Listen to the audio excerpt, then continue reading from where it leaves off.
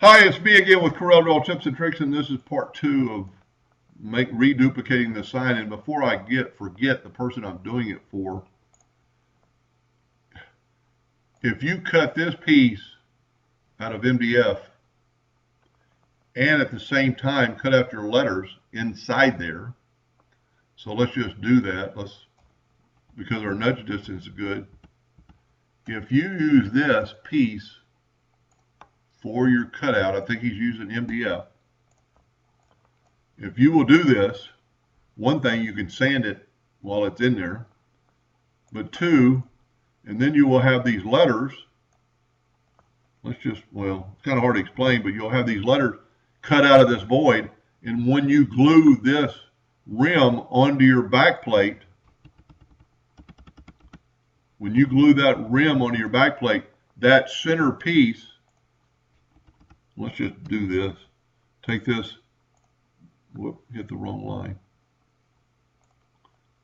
This center piece is going to be your location to set the letters in the glue.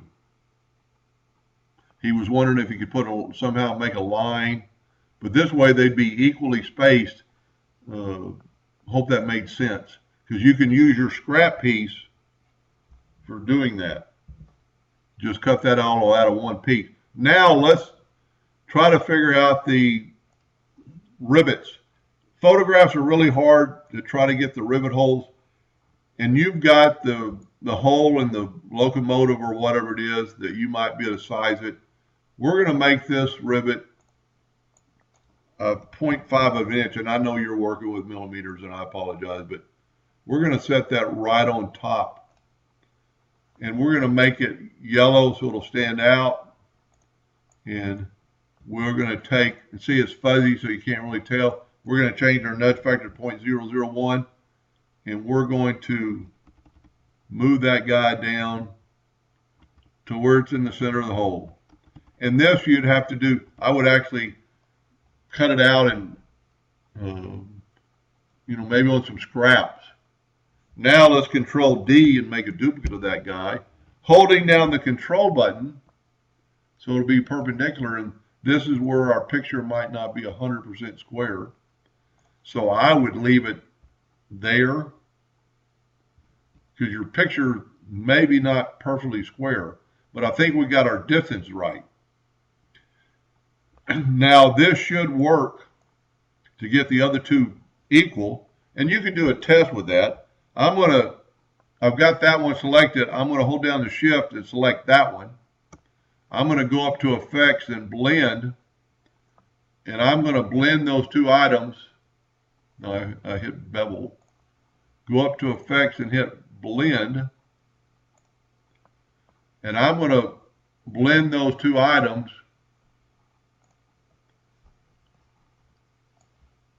I've already got two. Let's say two and see what happens. See, it spaced them out equally, but these two are high, and that shouldn't be.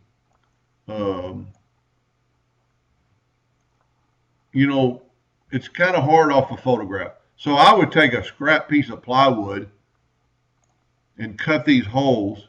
Now let's change our nudge distance to 10 inches.